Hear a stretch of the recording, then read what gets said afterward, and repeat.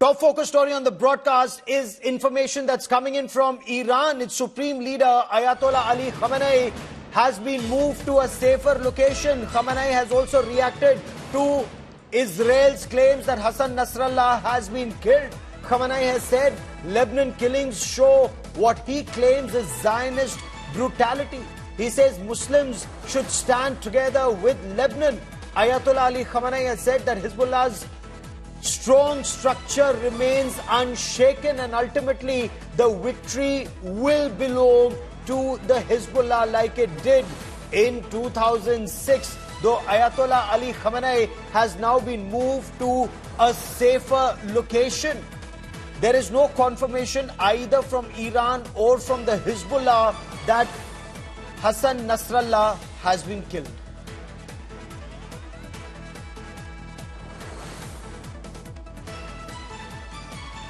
So what's the latest on ground when it comes to this conflict between Israel and the Hezbollah?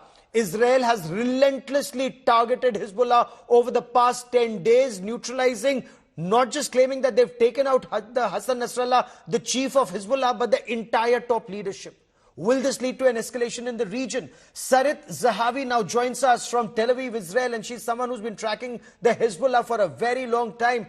Sarit Zahavi, there is no confirmation from either the Hezbollah or from Iran that Hassan Nasrallah is dead.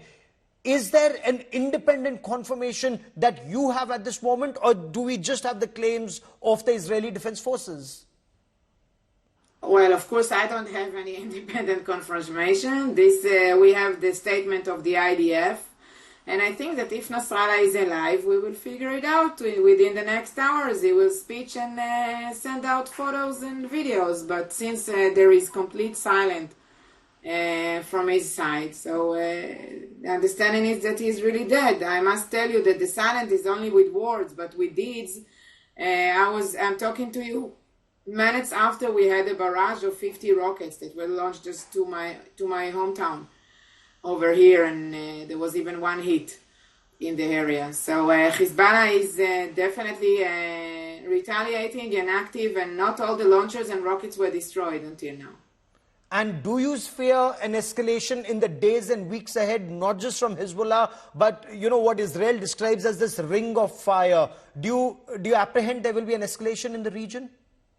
Yes, of course. All of that is taken in consideration, and I think that IDF forces are prepared and stretched to this kind of scenario. We hope it will not happen, but there is a presence of Lebanese Hezbollah in Syria as well.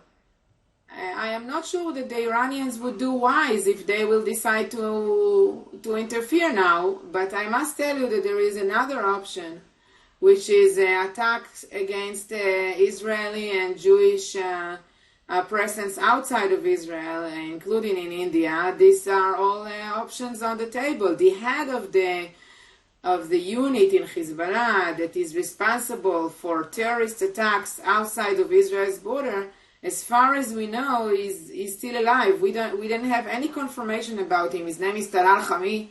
And we don't know exactly how active he is, and if he's still alive and active, he may try to execute terrorist attacks globally as well. And in your appreciation, how strong or how potent a threat is Hezbollah after these attacks, after Israel has claimed that the entire top leadership has been taken down or dismantled, as the IDF said in a social media post just a short while back? One, do you also see Israeli Defense Forces now moving into Lebanon anytime soon? I think your two questions are connected, because we don't know exactly how deep is the damage. Clearly not enough if there is still constant fire to Israel. Since yesterday night, it was like fourth time I was here in the shelter. And that's only me. We're talking about all over Israel, up until the center of Israel.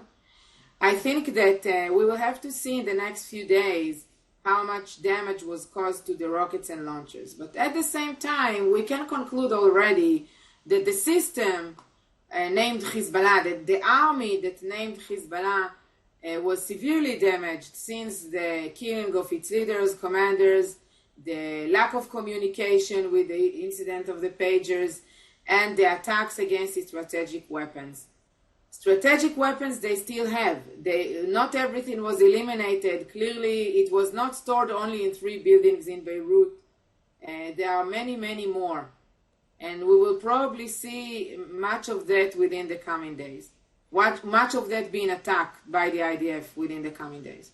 But you fear an escalation in the coming days, and you think that Hezbollah remains a potent fighting force even now to target Israel. And that's a good point you raised, that you're saying that Israeli civilians and Israeli interests could be targeted globally, including in India. That's interesting. You should mention that. But as far as Iran is concerned, when Ismail Haniyeh was killed on the 31st of July, we heard Iran make a lot of noises, but didn't see a massive strike. Do you think Iran may now directly get involved, or will only operate through its proxies, whether it's the Houthis or the rebels in Syria and Iraq? I think that the Iranian dilemma is growing now, because Nasrallah was the most important asset of the Iranians in the Middle East, and it was considered the Hezbollah of Lebanon was considered the strongest asset of Iran in the Middle East. I am not sure it will continue to invest that much money in the Lebanese Hezbollah, yet it doesn't overrule the option that there will be a retaliation from other fronts, as I've said, outside, or even with tries of infiltration. So there is a difference between the current situation for the very short period of time, which is dangerous, fragile, risky to us that are living here up north, but to the long run future, here I think that the past week, including the killing of Nasrallah, is definitely a game changer. Now, stay with me on this conversation, Sarit. I also want to bring in some other experts, who are joining us on this broadcast. We have Major General Sanjay Meston, former defense attaché, joining us on this special broadcast. Somebody who keeps a hawk-eye on West Asia, as does former Ambassador Ashok Sajjanhar. Dr. Vail Awad is a senior journalist and a West Asia expert who joins me on the show. And Abhijit Iyer Mitra is a senior research fellow at the Institute of Peace and Conflict Studies, just back from Israel. And Abhijit, let me begin by asking you, you've just traveled across Israel. Israel, for the past 11 months had been fighting Hamas. And Hamas, the threat, hasn't been neutralized completely. Israel opens a second front and targets Hezbollah. There are some reports that seem to say a land attack on Lebanon or on Hezbollah in Lebanon is imminent.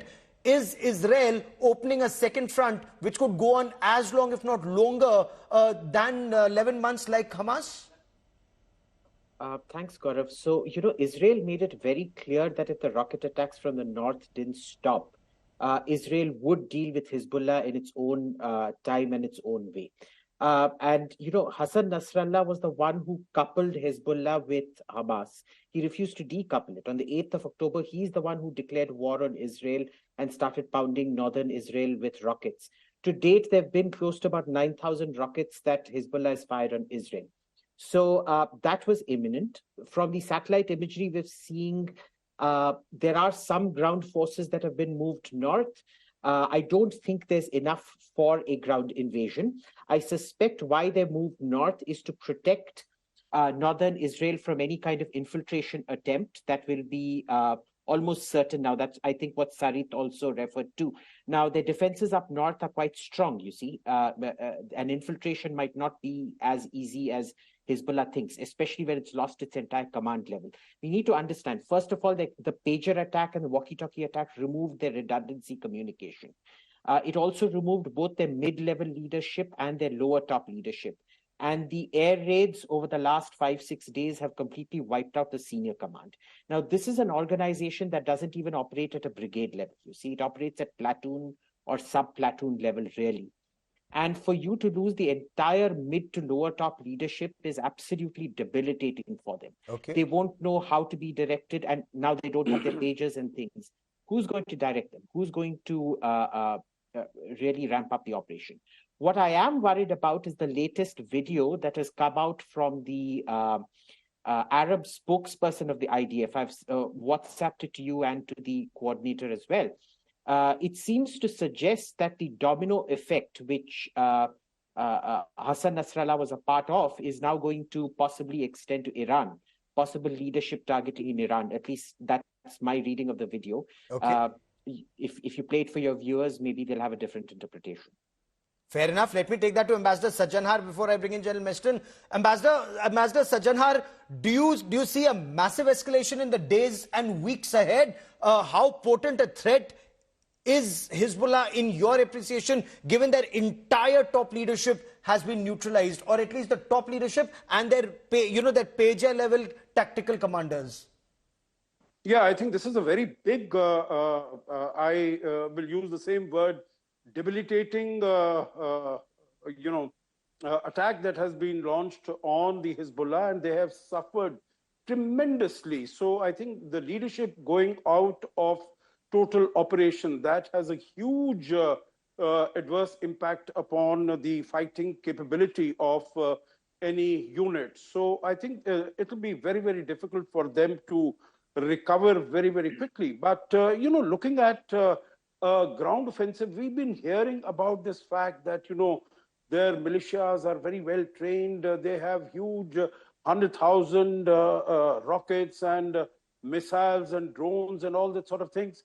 Over the last 11 months plus, Gaurav, we have not seen the evidence of all of those. They have been, of course, firing rockets across the northern border, but in such volumes, in such quantities, in such lethal manner, what was earlier reported. I don't think we have seen that so far. And what the IDF has also done is that they have taken out much of the weaponry and much of the equipment as far as Hezbollah is concerned over these last few days and weeks. Okay. So I think whatever it might have been, Hezbollah might have been, after all these attacks, after the complete wipeout of the top leadership, I think it would be, if not exactly a shadow of what it was reported to be, but definitely much weaker than what it was reported to be initially. So that's big, because several commentators are saying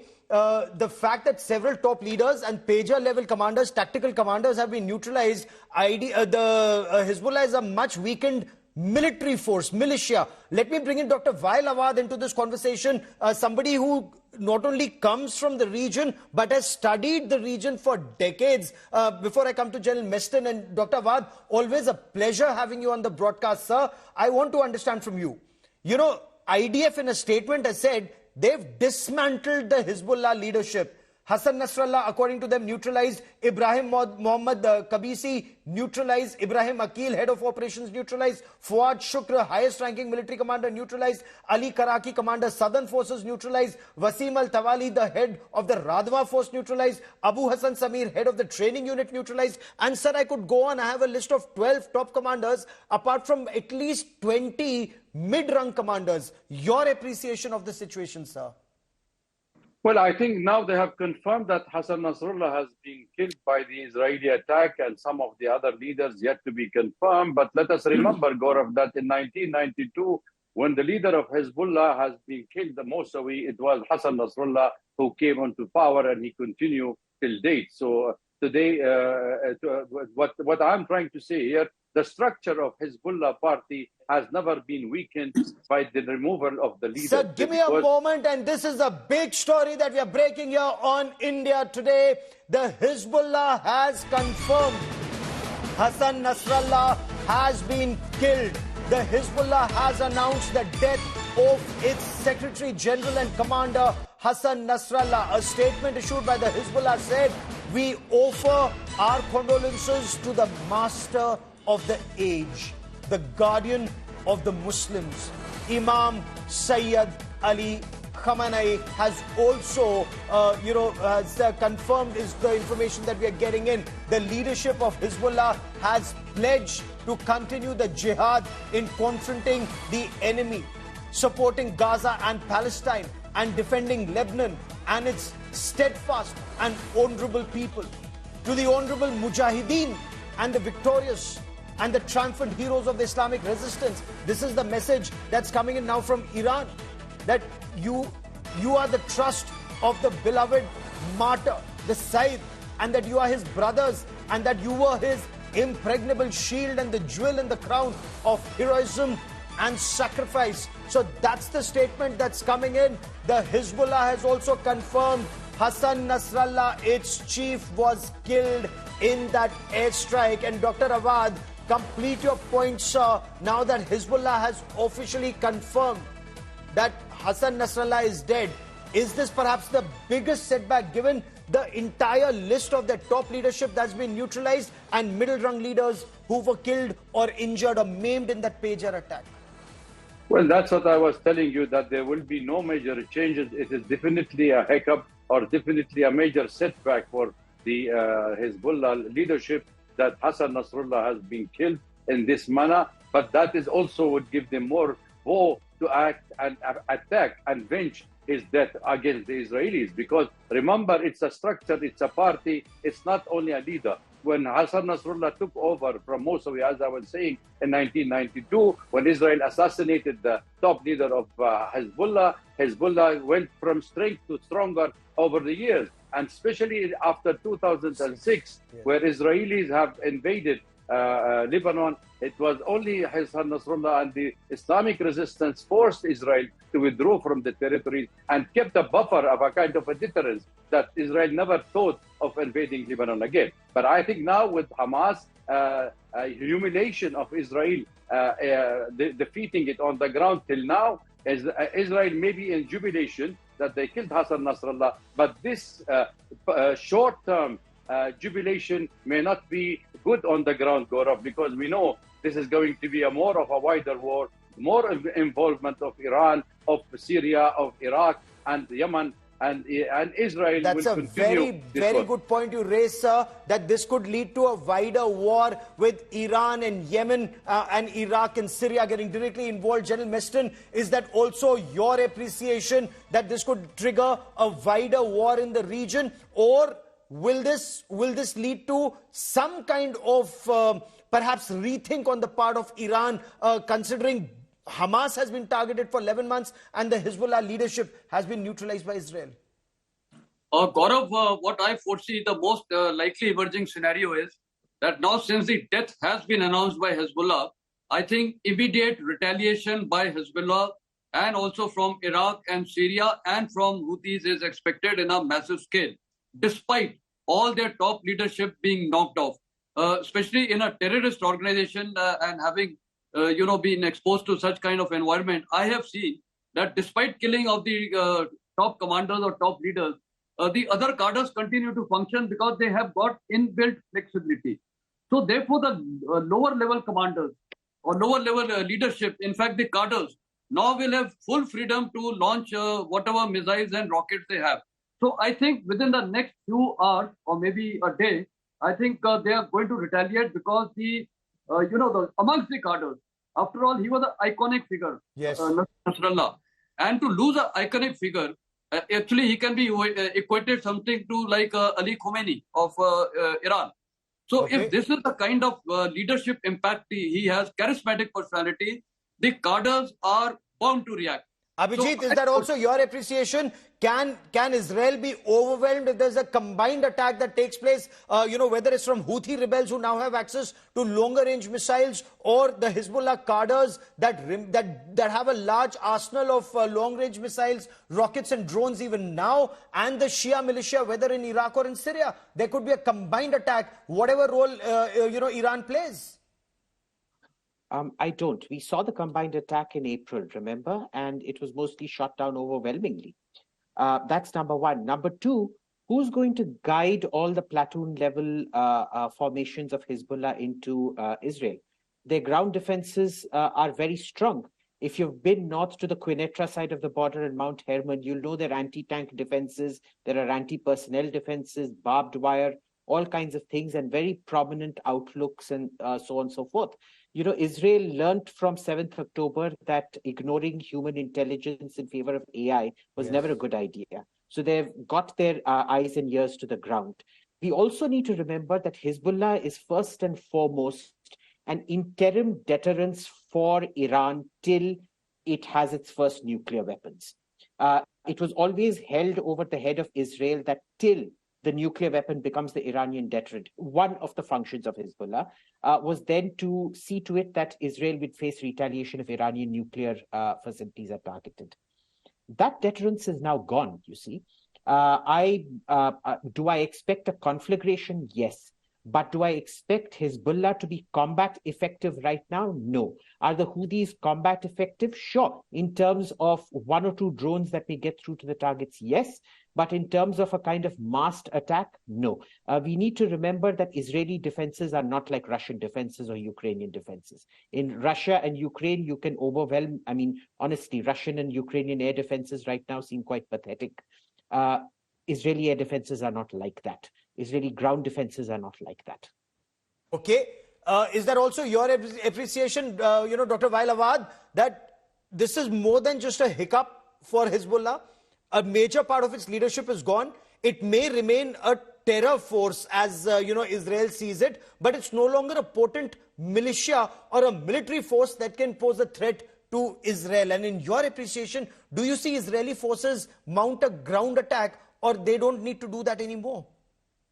With due respect to whatever the panelists are saying, let us be very clear on one thing, that Israel is occupying forces of Lebanon, Syria, and even Palestine. So if you occupation, you have the legitimate right to fight. You cannot call a legitimate fighter as a terrorist organization. And that is not, if it is the Israeli narration, we are not here representing one side of the story. But my point is, as a political analyst, I take the events taking place in that region from a historical point of view. It has been for long years. We have seen that Israel have been occupying, they have been annexing land, they have been attacking and provoking this war on Lebanon. Lebanon did not cease the attacking on Israel, or Israel didn't cease the attack. It's only intensified when Hezbollah have said that this is linked to Israeli attack on Hamas on Gaza Strip. Otherwise, the attack has been on for years, and we know that this is a third deterrent force. I don't see any changes on the structure, and the ideology of Hezbollah, the ideology of Hamas will continue as long as Israel exists as an occupational force. Okay, Abhijit, you want to quickly respond before I bring in Ambassador Sajjanar? No, I completely agree. Look, Israel occupies Syrian territory. The Golan Heights is Syrian territory. Syria has a right to respond to it.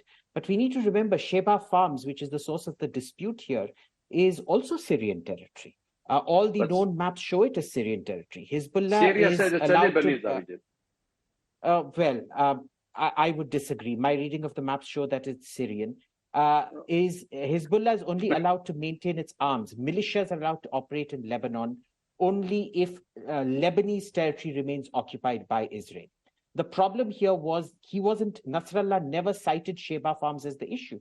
He got into the war very specifically citing he was entangling himself with Hamas. He was doing this in support of Hamas. Not once did he mention Sheba Farms in the last 1 year.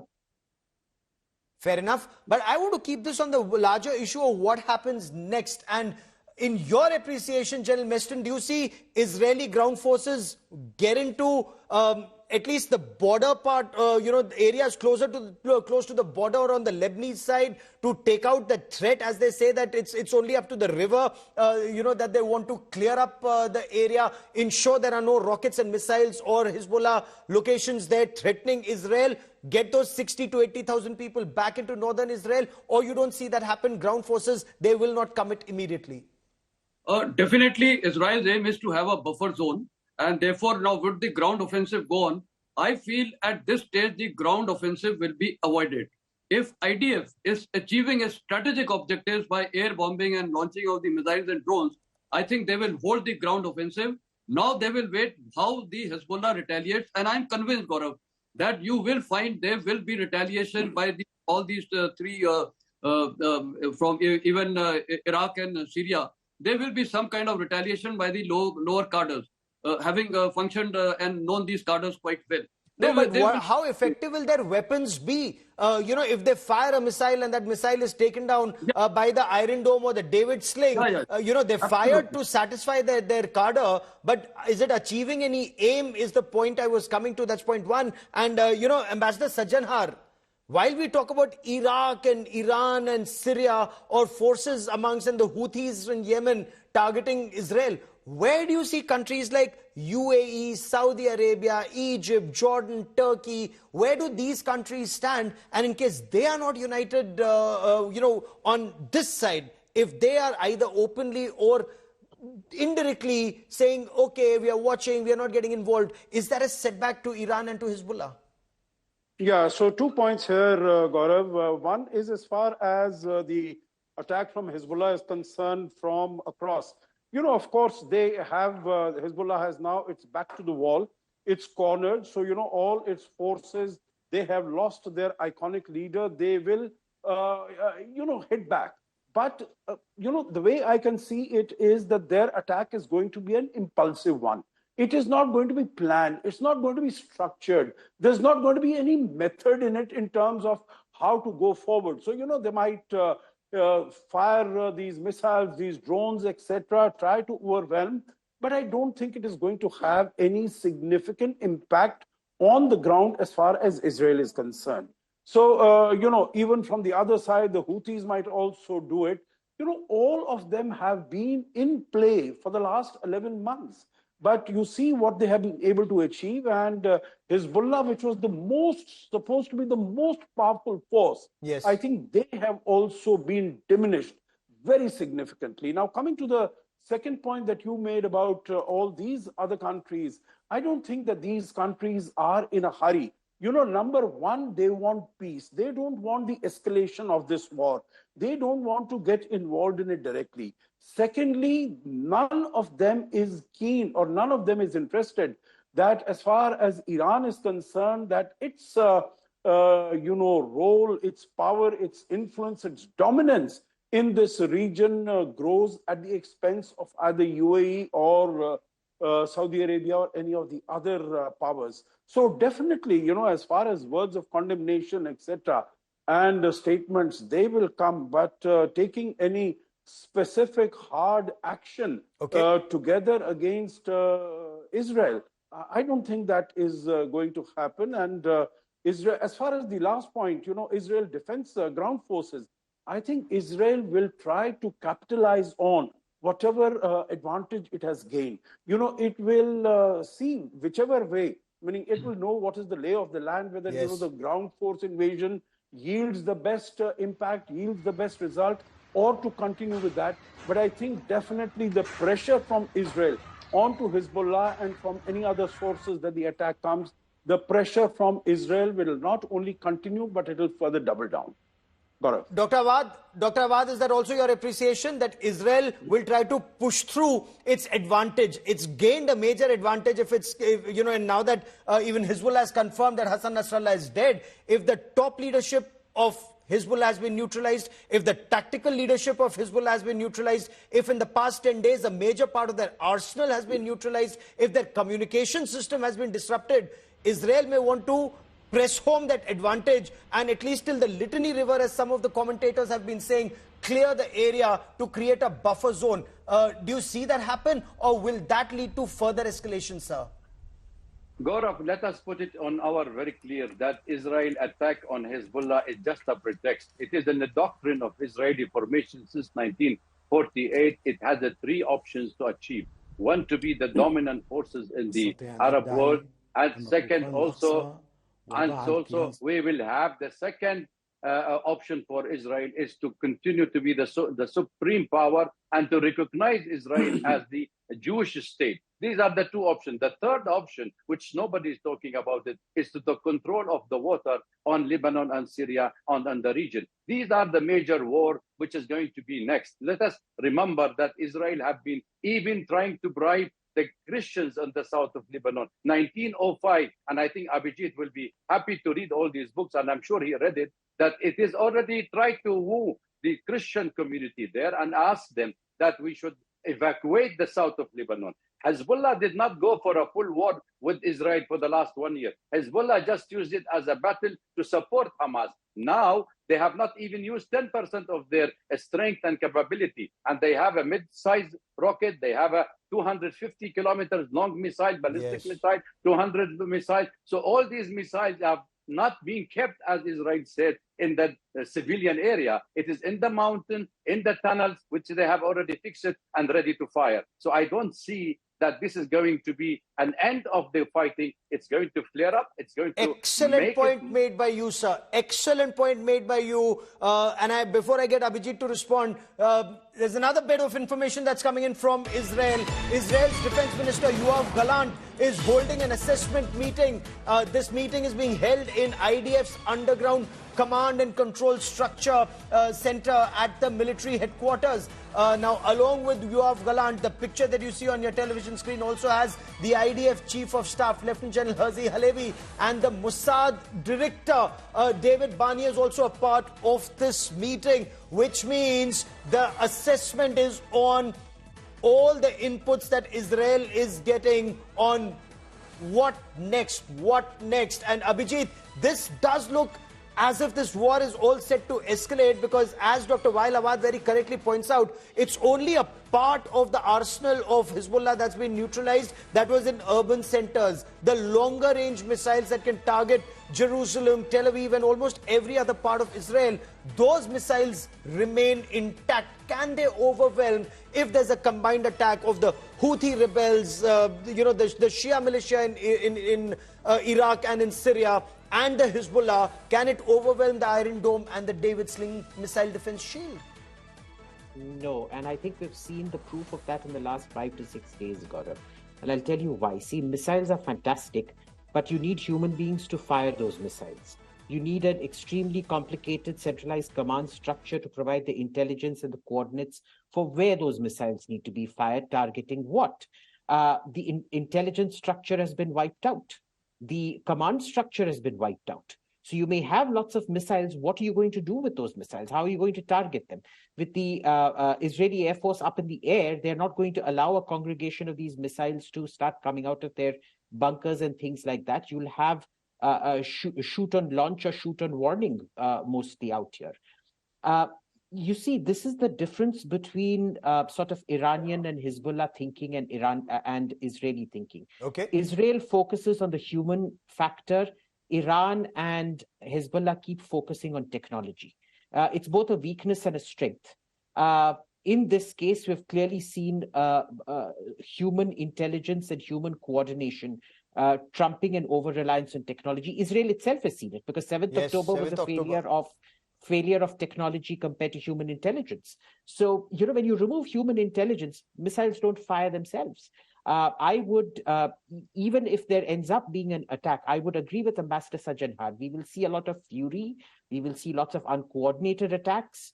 But this happens at the tail end of every insurgency. Remember, Bayant Singh, for example, was assassinated several years after the Punjab insurgency ended. Okay, give me a moment. I also have more breaking news that's coming in. India today has accessed the radio communication from the moment the airstrike started in Beirut, and this radio communication of the commanding officer of the Israeli Air Force.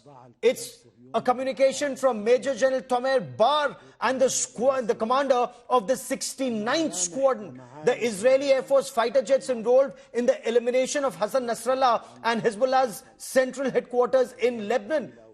They can be heard very clearly saying, "We will reach everyone. We will reach everywhere." Listen in, I'll get you more on the story.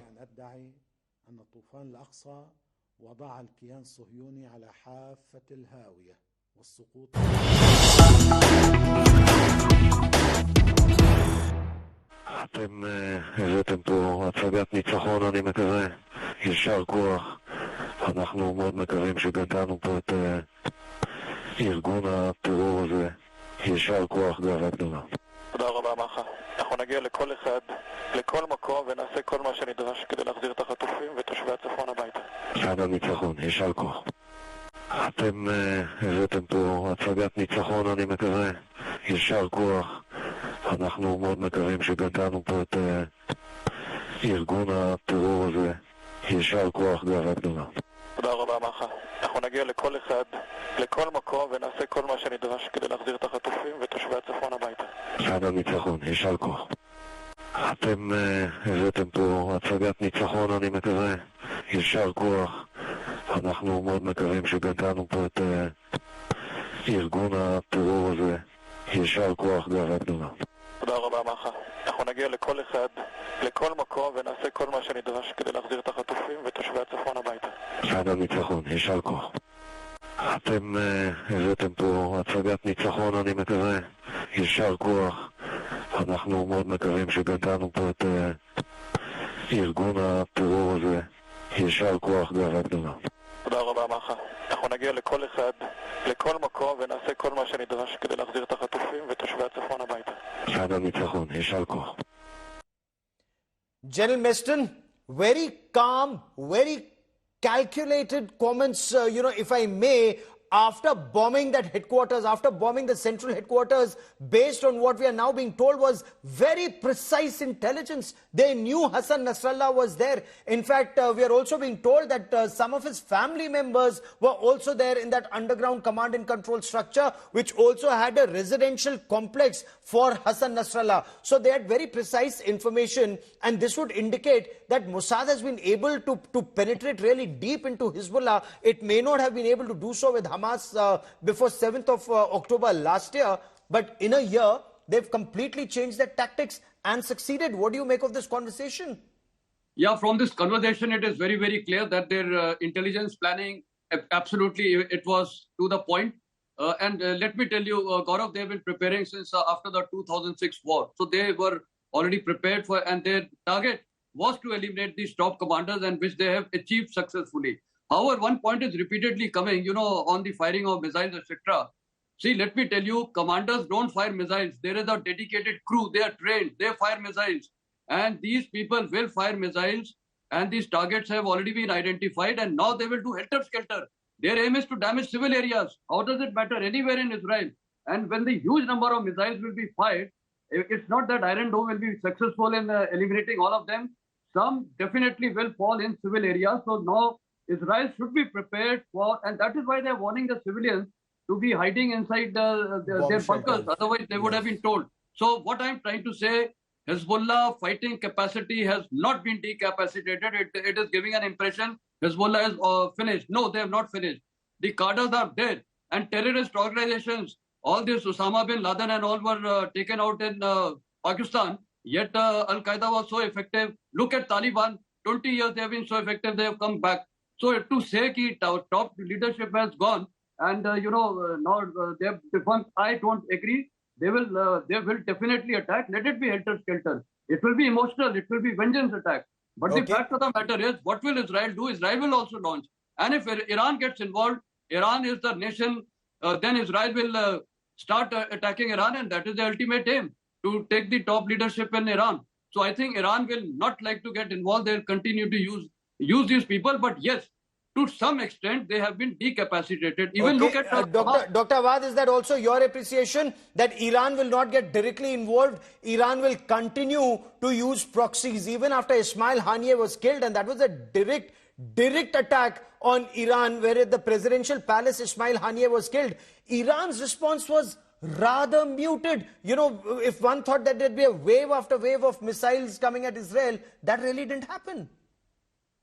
Well, Iran will attack directly on Israel, has been taken, whether it is through Hezbollah or anybody else, but they will not do it. They will do it directly from their side, and that is what has been agreed. Let me just clarify one point, Gaurav, which is I would like you to know that till date, Hezbollah attack on Israel has been a military restraint, and mostly the military establishment and intelligence of Israel. If you remember, a few months ago, Hezbollah have released some of the videos of the drones which have flown over all Israel and have already targeted and already isolated those targets to do. They have not attacked, unlike Israel, who have attacked the civilian, and they have killed civilian in Beirut more than they have killed in 2006 in the first 48 hours. Yes. So I think now it is, as Hezbollah have said it earlier, they have vowed that if you attack Beirut and you kill civilian, we will kill Tel Aviv. We will attack Tel Aviv. So all these commanders who is having the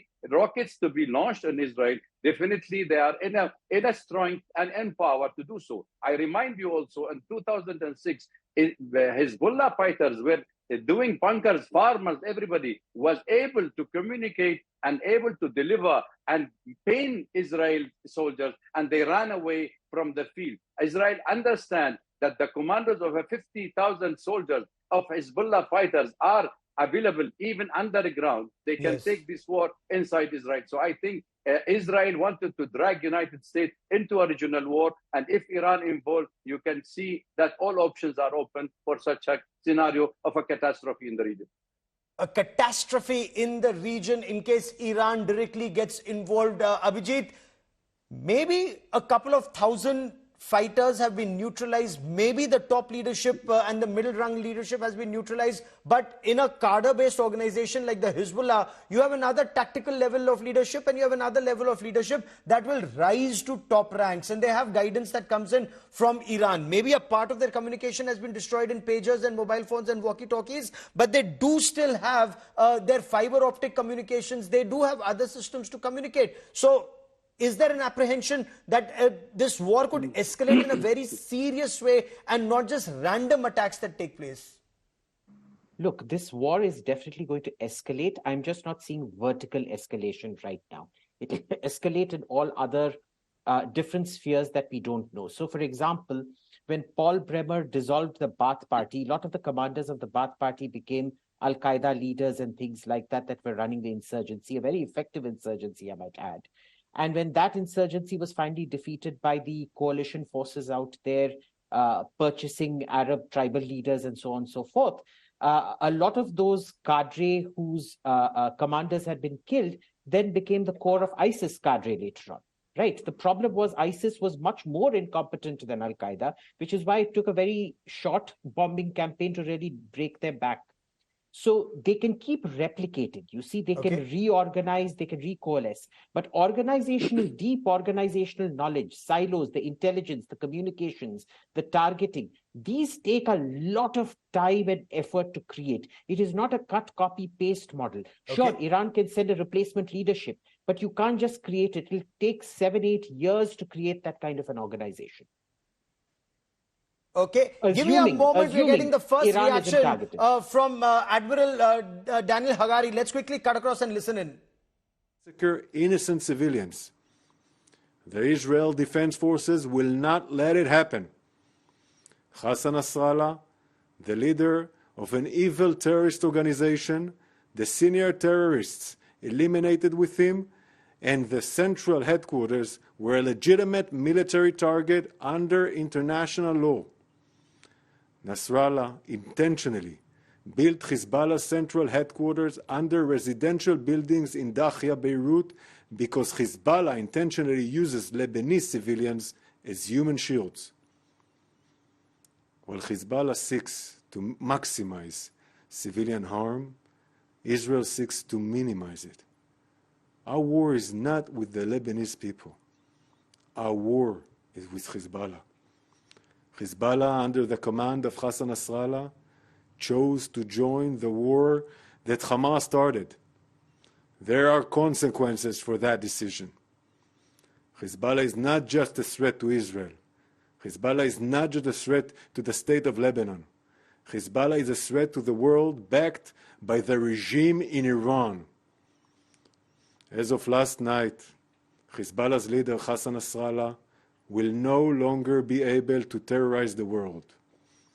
For Nasrallah's many victims over the decades, whether in Israel, Argentina, Bulgaria, Syria, or Lebanon itself, justice has been served. We warned the world countless times. Hezbollah is dragging the state of Lebanon and the entire region into a wider escalation. Israel does not seek a wider escalation. We seek two things, two simple things: to bring our hostages home for almost a year in Hamas captivity in all means, and to make sure that our borders are safe and secure for our citizens. Shabbat Shalom.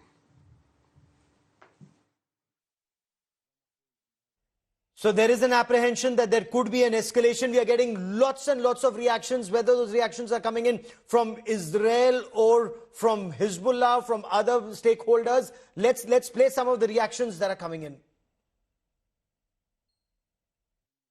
זה לא סוף ארגז הכלים, זה צריך להיות מאוד ברור. יש עוד כלים קדימה ללכת, והמסר הוא מסר פשוט, מי שמאיים על אזרחי מדינת ישראל נדע להגיע בצפון, בדרום, גם במקומות יותר רחוקים. אנחנו בסופו של דבר, אחרי תקופה ארוכה של הכנה, של הרבה מאוד יכולות ללבנון, התחלנו לממש, גם התקיפה הזו הוכנה במשך זמן רב, היא יצאה בזמן הנכון, בצורה מאוד חדה, ואנחנו עכשיו עוברים להכין בצורה מאוד חדה גם את הדברים הבאים. בסופו של דבר, אני מדגיש עוד פעם, מוכנות C בכל הגזרות שלנו, כל הכוחות, כולל חבירה לארגונים האחרים, צריך להיות תיאום מאוד טוב, מוכנות מאוד טובה. تم استهداف من قبل العدو الإسرائيلي، تم استهداف آلاف أجهزة البيجة وتم تفجيرها في وقت واحد.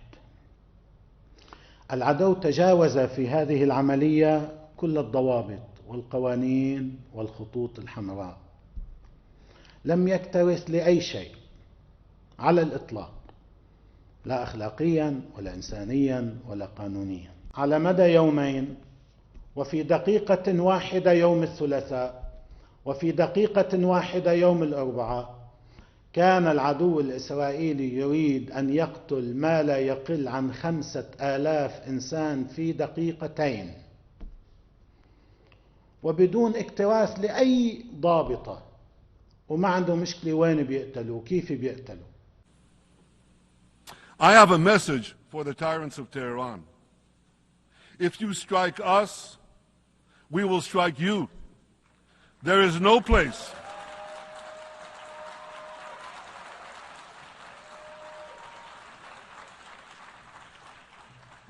place in Iran that the long arm of Israel cannot reach. And that's true of the entire Middle East. So the Hezbollah has also now confirmed Hassan Nasrallah is dead. It's a huge setback, not just for Hezbollah, but for that entire arc of resistance as Iran calls the forces that continue to target Israel. The world is still coming to grips with the news that Hezbollah's leader Hassan Nasrallah has been killed. There's mourning in the axis of resistance. Iran has mourned the death of Hassan Nasrallah, one of the most prominent and influential figures, not just in Lebanon, but in the arc that took on Israel. And he's had a remarkable, more than a 3-decade-long journey as the head of Hezbollah. Let's explore his personal life and how he rose through the ranks of Hezbollah right to the top and relentlessly targeted Israel.